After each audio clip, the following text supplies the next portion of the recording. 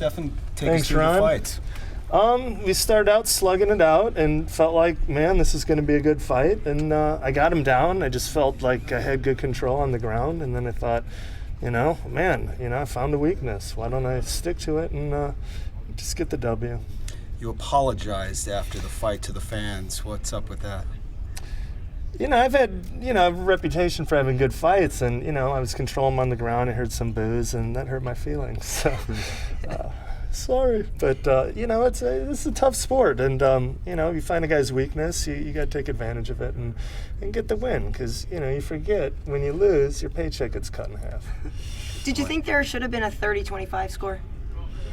I don't know. I mean, I felt I dominated him. So, I thought that was pretty cool. I'll take it. It's been a while since we've seen you use your jiu-jitsu that much in a fight. Was that something that you meant to do, or is it just what sort of played out? Yeah, it kind of opened up. In every fight, you have a game plan, and during the fight, you kind of see openings and weaknesses. And I felt like, I felt inside control that he wasn't going to get out when I got there. So when I got the chance to get there, I'm like, man, especially in the third round, I knew I had a big lead going, and it's like, I was fishing for the submission, but he was defending well. So you got to take what you could get in this sport, It's like you chase the bonus, you let him up, you get caught with a crazy kick, and, there goes your career. Well, I was wondering if you're going to do that in the third round because you were still working for the submissions, but the crowd was booing. Did a part of you say to yourself, all right, maybe I should get up here and try to... It was tempting. It was tempting. And then finally 10 seconds left. I'm like, all right, now I'll get up, How frustrating is it, if at all, to not be able to get the submission after working that hard? A little bit, but it still feels good to get a win, Get a win bonus, get a win, and not have to go to the hospital. So with the win bonus, are you going to do anything special for Josh Koscheck? We're going to settle the lawsuit, So I gave him the public apology. And, what prompted you to do that? We're trying to settle this, and I'm trying to be a man about it. And I meant what I said, Fighting does make you be honest. At first it was like, screw Koscheck, I'm going to call him out, and I'm going to call, the fans here out. How could you be fans of Koscheck? And then I'm like, wait a second, It's like I did get, I did get permission, but he did ask me not to make those shirts, and I did it anyway. So, it's, got to be honest with yourself. I was the jerk.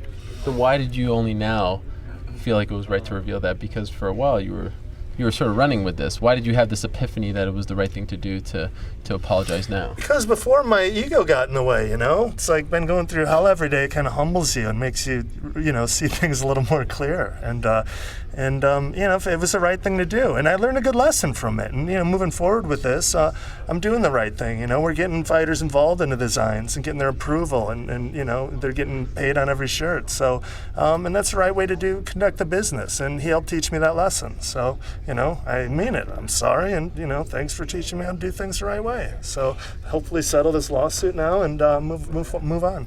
Speaking of moving on, what's next? You don't have to call anyone out, but who would you like to get in there next, possibly? I've always wanted to fight Rampage. I've been, we got a few wins now and maybe get a big name. Nice. Your name is synonymous with the sport in terms of putting it on the map. I'm curious what your thoughts are after the big Fox show, and you were part of the broadcast leading into that, but how you feel about where the sport is now.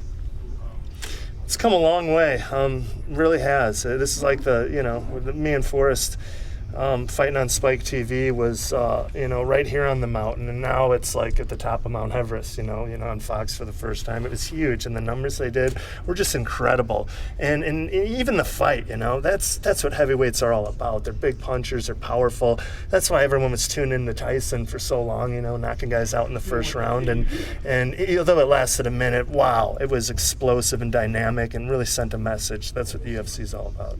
Now, tonight you didn't take too much damage, but you have in the past. Does that play out on you in terms of how much longer you think you're going to keep doing this? Yeah, definitely. It feels good not to take any damage, Before I was young and reckless, and now I'm old, married, and boring. Being a former Ultimate Fighter competitor, what advice would you give to the winner this season? The winner of this season? I don't know. train hard, say your prayers, and eat your vitamins, something like that. Did you have any reservations about doing the show last week, just a week away from your fight? Yeah, they originally called me to do it, and I go, oh no, God, I'm so flattered. I'd love to do it, but I'm fighting the next week. And then I hung up the phone. Then I thought, wait a second, I'll fly out on Friday afternoon. All the hard work will have been put in. It's a 45-minute flight. It's a one-day show. And, there's really no reason I can't do it, because really, that Friday is my last hard day of training.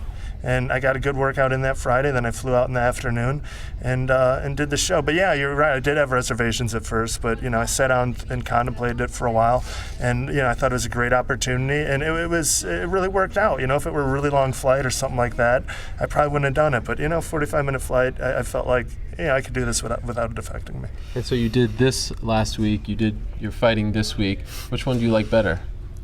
All right. Let me put in order things in life that bring me happiness and joy, all right?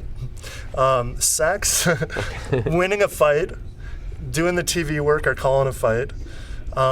So now we're at number 3? Or is this all at number 1? Okay. All right, yes. Sex, winning a fight 2, doing the TV stuff number 3, and then the merchandising, coming up with, thinking of, thinking up of like Brockton Loaded, and let's make them look like Paul Bunyan firing a shotgun, dragging, and then seeing that come to life. That's probably 4 in terms of what brings me joy. And you'll probably get to have number 1 tonight, right? Yeah, it's been a couple of weeks. I'm overdue.